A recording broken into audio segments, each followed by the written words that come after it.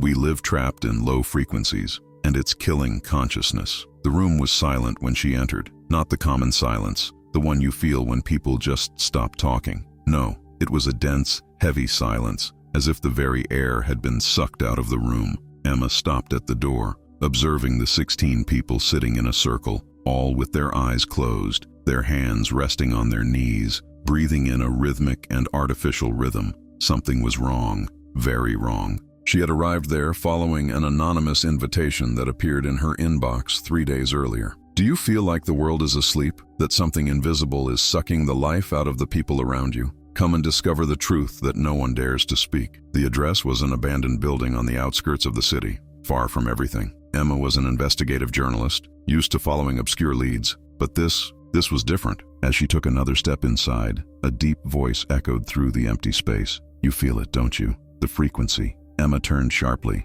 A man stood in the corner of the room, dressed in dark clothes, his eyes fixed on her as if he could see through her skin, her bones, her soul. He didn't smile. It didn't blink. He just watched. Who are you? Emma tried to sound firm, but her voice came out shaky. My name doesn't matter. What matters is that you are here because you felt called. You are among the few who can still hear. He approached slowly, and Emma noticed that the people in the circle weren't moving. None of them. It was as if they were frozen in time, trapped in an intermediate state between sleep and wakefulness. What did you do with them? Emma took a step back. I didn't do anything. He stopped a few meters from her. They did this to themselves. All these people came here looking for answers, but they weren't prepared for what they found. They discovered that they are trapped in frequencies so low that their own consciousness began to fade. Emma felt a chill run down her spine. She looked again at the people in the circle. Now that he looked more closely, he noticed something disturbing. Their faces were pale, almost translucent. The expressions,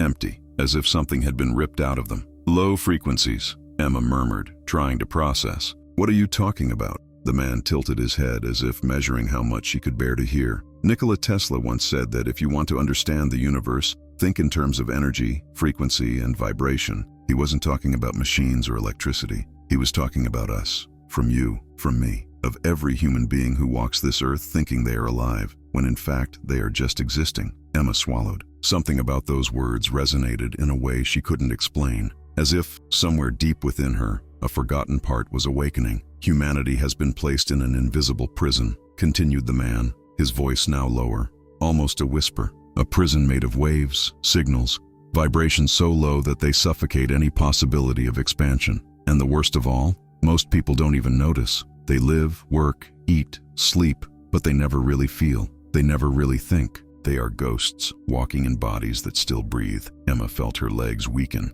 She wanted to get out of there, run, forget everything she had just heard. But he couldn't move, because deep down, she knew it was true. She had felt this all her life, that feeling of disconnection, of being surrounded by people but completely alone, to look at the world and see only a mechanical repetition of empty behaviors. Why me? Emma asked, her voice barely audible. Why did you bring me here? The man gave a small smile, but there was no warmth in it, just a cold, implacable certainty. Because you can still be saved, but only if you're willing to face what's really happening. And believe me, Emma, what you're going to discover is far worse than anything you've ever investigated. He turned and started walking towards a door at the back of the room. Emma looked at the people frozen in the circle, then at the man walking away. Every fiber of her being screamed for her to run, but instead, she stepped forward, and then another, and another. Because deep down, she knew there was no going back. She had crossed the line, and now, the only choice left was to find out how far that low frequency really went. If you are feeling this same restlessness, this sense that something is wrong with the world around you,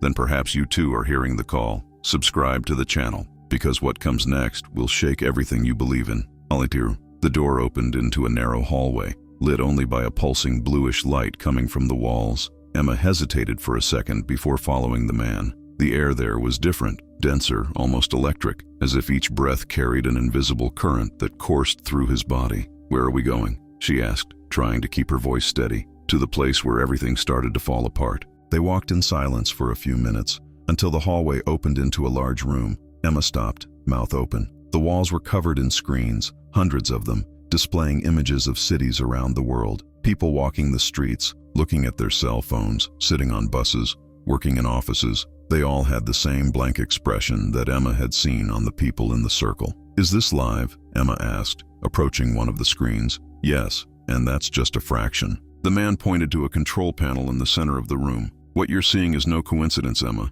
It's a project. It's execution. It's control. Emma felt her stomach drop. What are you talking about?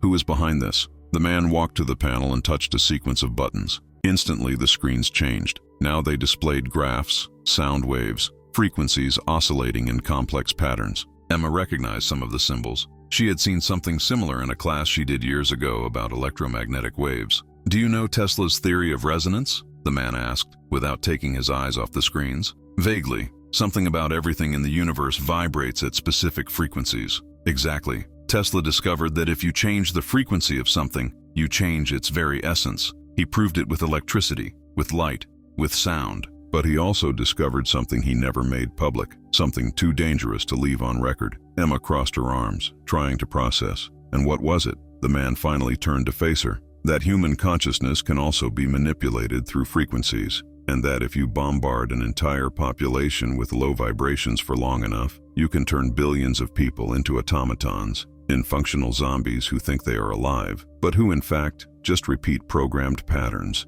Emma felt a chill run through her veins. She wanted to laugh, say that it was absurd, a conspiracy theory, but the images on the screens, the oppressive feeling of that room, the serious expression on the man's face, everything said that he was telling the truth. But why? Emma asked, her voice barely above a whisper. Why would anyone do that? Control, power, fear. The man shrugged as if the answer were obvious. A population that doesn't think is a population that doesn't resist. A population that lives at low frequencies is a population that accepts everything. Exploitation, inequality, injustice. They don't question because they can no longer access the part of themselves that questions. That part has been turned off. Emma took a step back, as if the weight of those words had physically pushed her away. So, the people in the circle, they started to wake up. Some of them felt something was wrong and tried to raise their own frequency. Meditation, isolation, attempts to disconnect from the system. But when you try to get out of prison, the system reacts. He pulls you back, and if you resist too much, it breaks you. Emma looked at the screens again. Millions of people, all arrested, all controlled. And was she also trapped? How long had it been since she had actually felt something genuine? Since he had looked at the sky and felt the immensity of the universe? Since she had thought a thought that was truly hers, and not something planted by a piece of news, an algorithm, an advertisement? Who is doing this? Emma asked, her voice now filled with anger. Who is responsible? The man smiled, but it was a sad, almost melancholy smile. Do you want a name? A face? A villain to blame? He shook his head. It doesn't work like that, Emma. There is no single antagonist. There is a network, an invisible web woven over decades, perhaps centuries. Corporations, governments, technologies, entertainment, education, everything has been adjusted, calibrated, synchronized to keep humanity vibrating at the lowest possible frequency. Emma clenched her fists. That couldn't be true. I couldn't. But at the same time, it made perfect sense. Everything she had seen throughout her career, all the stories she had investigated, all the times she had felt something bigger was at stake, now it all connected. So there is no hope? Emma asked, her voice breaking. If the system is so big, so powerful, what can we do? The man walked up to her and, for the first time, his gaze softened. There is always hope, but she's not into fighting with enter the system head on. It's raising your own frequency to a point where the system can no longer reach you. Tesla knew this. He spent his entire life trying to create technologies that would free humanity, not imprison it, but he was silenced. His inventions,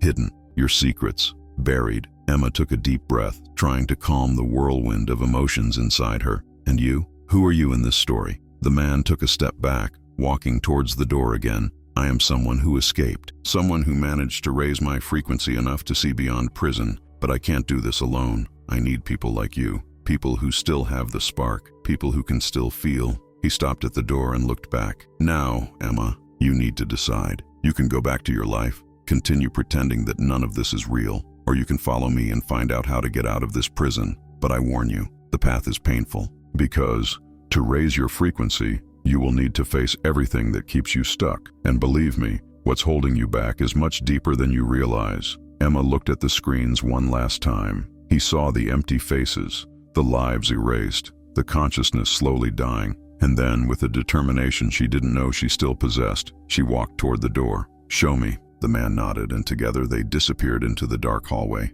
leaving behind the brightly lit room and the millions of souls trapped in the screens. But as they walked, none of them noticed the shadow watching them from the corner of the room, a shadow that, as soon as they left, activated a device on his wrist and whispered just 2 words. She woke up. The corridor seemed to have no end. Emma followed the man in silence, but her mind was in turmoil. Each step echoed off the concrete walls, and the pulsing bluish light now seemed synchronized with his heartbeat. She felt something strange, as if the further she got away from that room, the lighter she became, as if an invisible weight was being lifted from your shoulders. "You're feeling it, aren't you?" the man asked without looking back. "Feeling what?" "The change. Your frequency is starting to adjust. This place was built for that. It's a kind of sanctuary. Here, external waves cannot penetrate." Emma paused for a second, paying attention to her own sensations. It was true. There was a mental clarity she hadn't experienced in years. It was as if a fog that had always been present in his mind had lifted, even if just a little.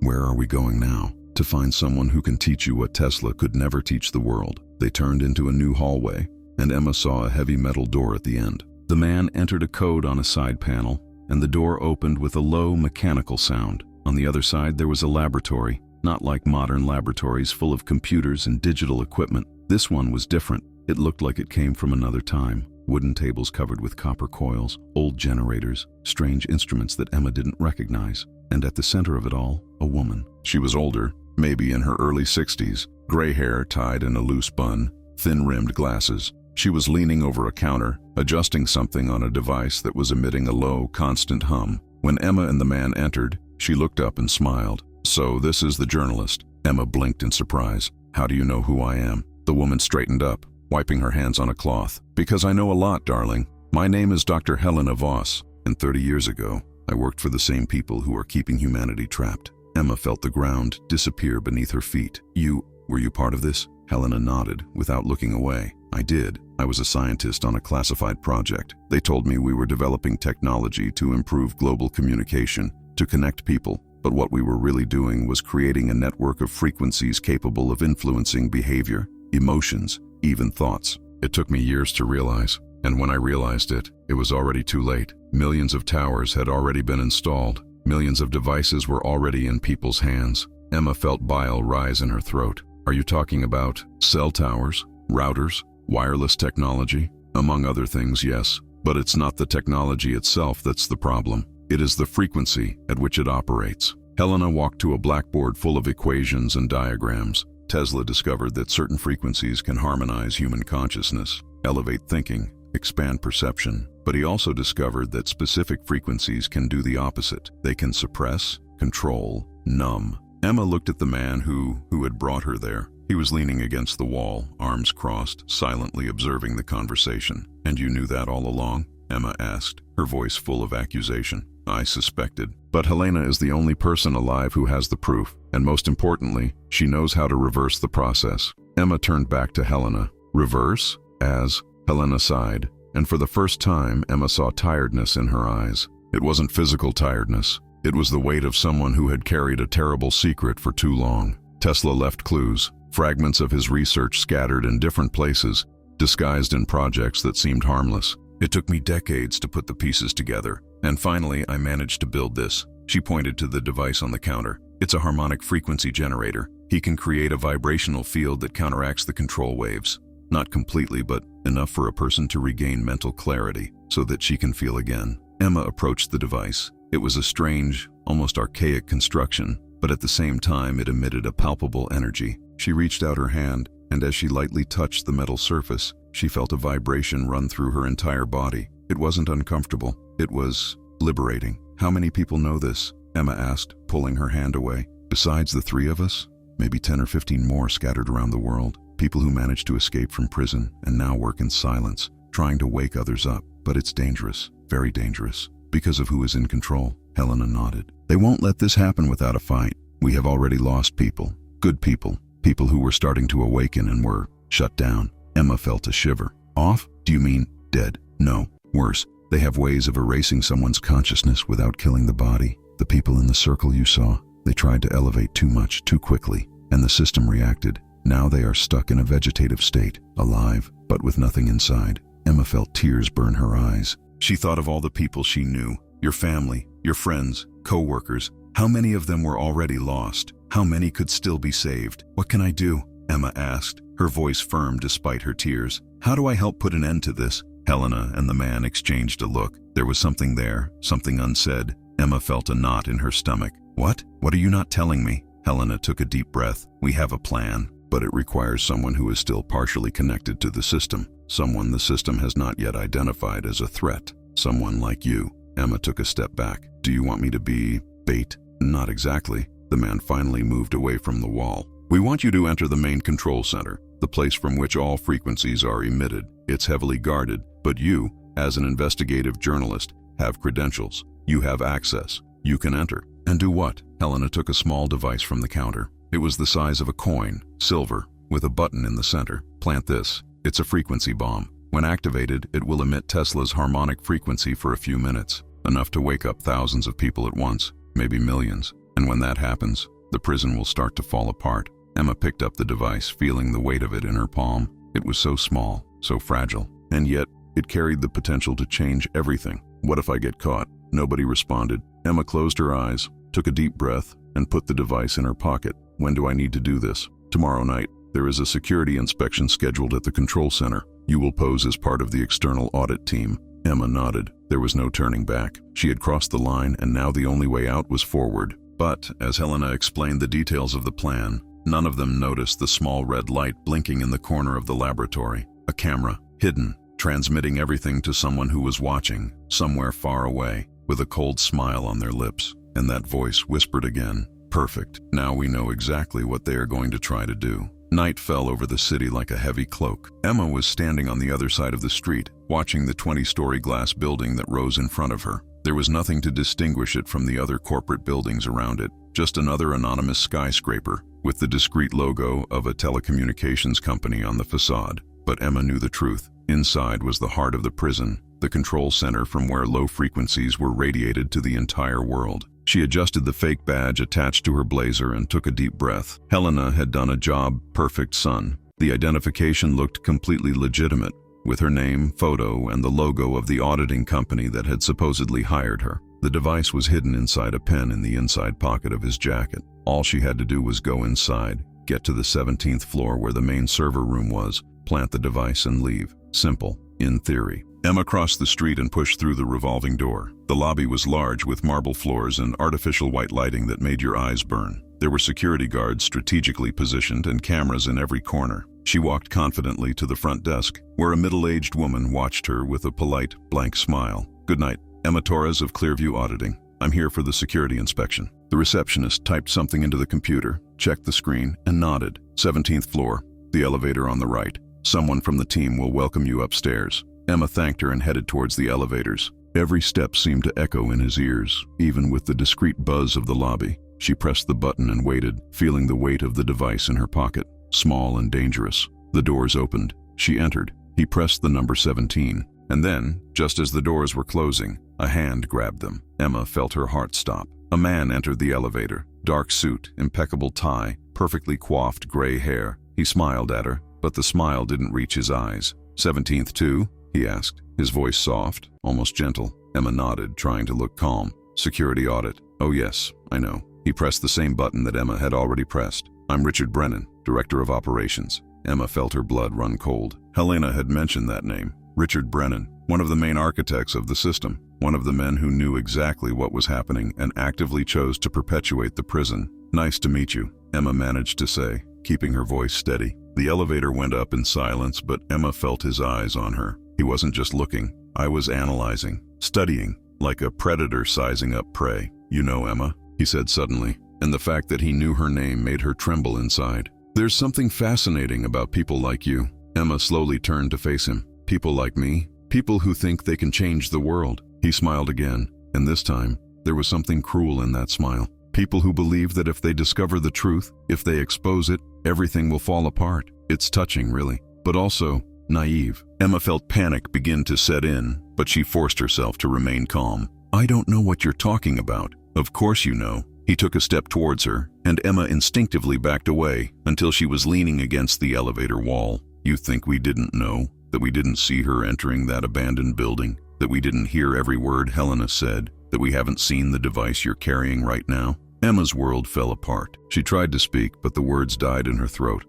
Were you watching us the whole time? From the beginning. Brennan crossed his arms, clearly pleased with himself. That anonymous invitation? We were the ones who sent it. That man who guided you? Work for us. Helena? Well, Helena is more complicated. She truly believes she is fighting us, but she's been watched for years. Every move, every invention, every person she tries to recruit, we know. Emma felt tears burn her eyes. It couldn't be true. I couldn't. So it was all a trap? Not exactly. The elevator stopped on the 17th floor, but Brennan didn't move. The doors remained closed. Look, Emma, you are not a threat. They never were. You are useful. Every time someone like you tries to rebel, tries to wake up the masses, you end up helping us identify who else is starting to wake up. And then, we turn them off, one by one. Emma felt a deep burning anger wash over her. She moved forward, pushing Brennan with both hands. You are a monster. You are destroying humanity. Brennan barely moved. He just looked at her with pity. No, Emma, we are saving humanity. He calmly adjusted his tie.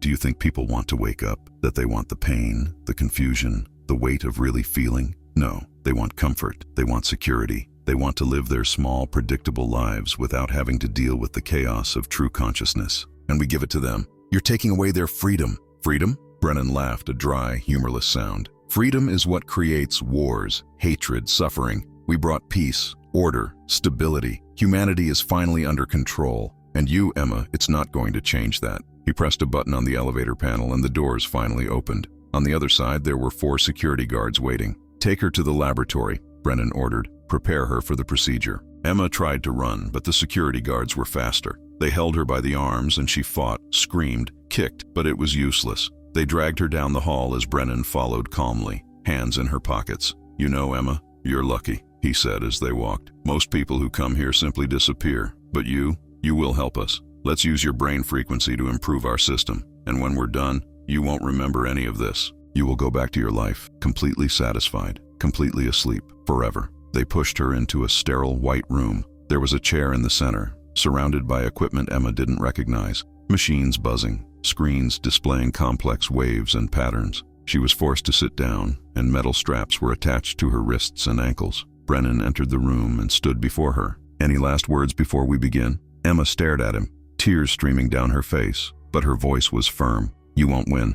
Someone will stop you. Someone always for people like you. Brennan smiled. Perhaps, but not today. He gestured to a technician, who began adjusting the controls on a machine. Emma felt electrodes being placed on her temples. The whirring of the machines increased and she felt increasing pressure in her head. And then, just when she was about to give up, just when she was about to accept that all was lost, the light blinked. All the lights in the building flickered, and then they turned it off. The hum of the machines stopped. The silence was deafening. Brennan turned sharply, confused. What was that? One of the technicians checked the control panels, now dead. I don't know, sir. It feels like a total power outage, but that shouldn't be possible. We have backup generators. And then, a sound began to echo through the building's speakers, a sound Emma recognized immediately. It was Tesla's harmonic frequency. Helena had activated the device, but not the device Emma was carrying. She had activated another one, a bigger one that Helena kept hidden all the time. And as the frequency resonated through the walls,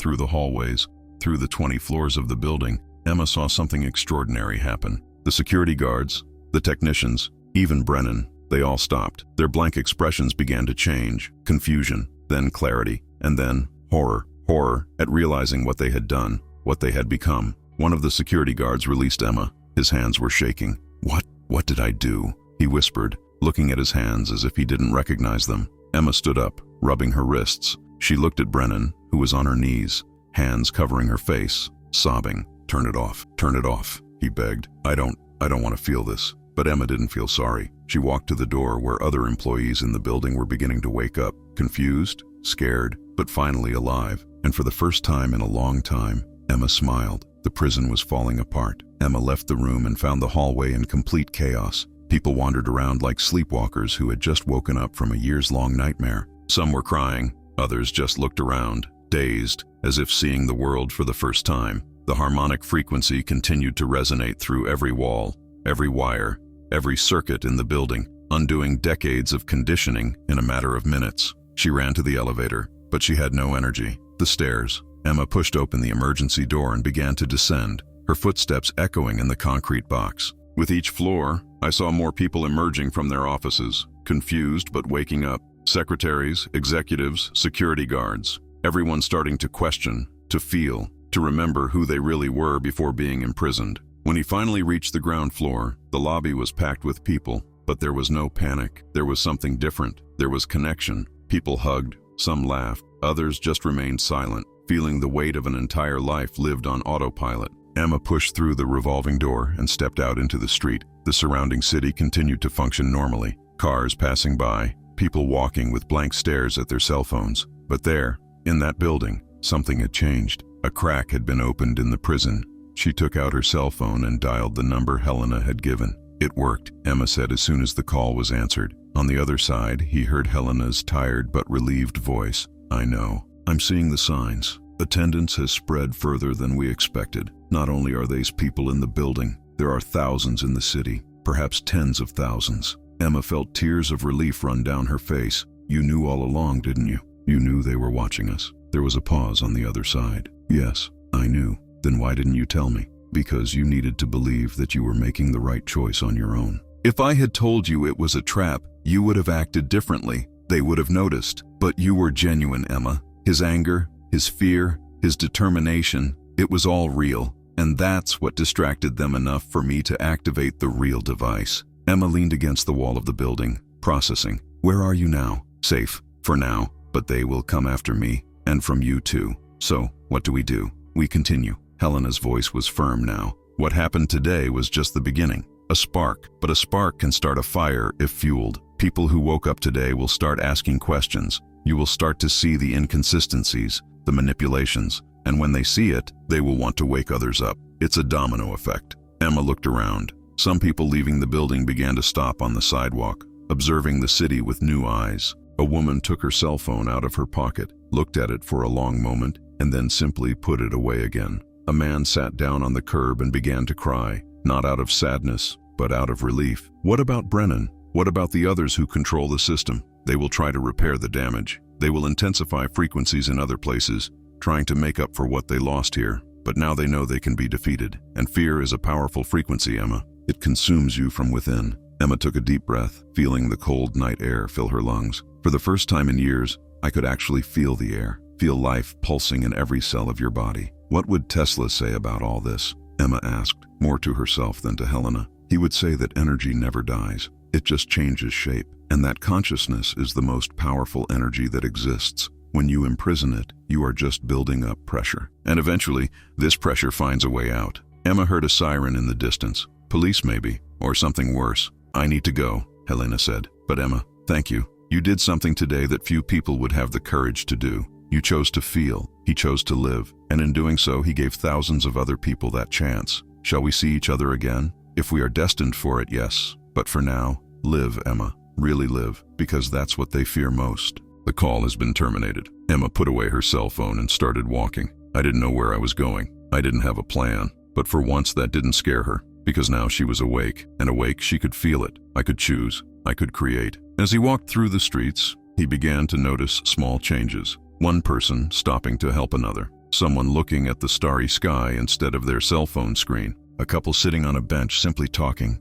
without rushing, without distraction. Low frequencies still dominated most of the world, but now there were cracks, points of light amidst the darkness, and each person who woke up became a new source of light. Emma thought of Tesla, of his obsession with energy and frequency and vibration. He had seen the potential of humanity, but he had also seen the danger, and in the end, he chose to leave clues, not answers. Because the answers needed to be discovered, they needed to be lived. She stopped in front of a window of a closed store and saw her own reflection. For the first time, she recognized the woman staring back at her. Not the journalist, not the investigator, just Emma, a living consciousness in a vast and vibrant universe. And then she smiled, because you understood. The prison was never external. The prison has always been inside every limiting belief, every fear, every moment we choose to sleep instead of feel. The system only amplified this, but the power to free yourself was always there, always. Emma continued walking, and with each step she felt her frequency rise a little higher. It wasn't a complete awakening, not yet, but it was a start. And at the end of the day, every great fire starts with a single spark. Atop the building she had left behind, Richard Brennan stood at the window, looking out over the city. His face was streaked with tears. For the first time in decades, he was feeling it, and that destroyed him. Beside him, one of the technicians approached, still staggering. "Sir, what do we do now?" Brennan didn't respond immediately. He just kept looking at the city, at the lights, at the life that pulsed below. His voice trailed off. "We tried to fix it." Or, he paused, and something changed in his eyes. Maybe it's time to stop trying to control." The technician looked at him, confused. "Sir?" But Brennan had already turned and walked back into the building, leaving the window open. And, through the glass, the harmonic frequency continued to spread, silent, invisible, unstoppable. Emma didn't know that yet, but she had done more than free thousands of people. She had planted a doubt in the minds of the controllers themselves. And doubt, like conscience, is contagious. Nikola Tesla had once said, "If you want to find the secrets of the universe, think in terms of energy, frequency, and vibration." But what he didn't say, what he left for humanity to discover, was that each of us is a generator. Every thought, a wave, each emotion, a frequency, each choice, a vibration that echoes through the invisible field of reality. And when you understand that, when you really feel that, the prison disappears, because you realize you were never a prisoner. You were always the key.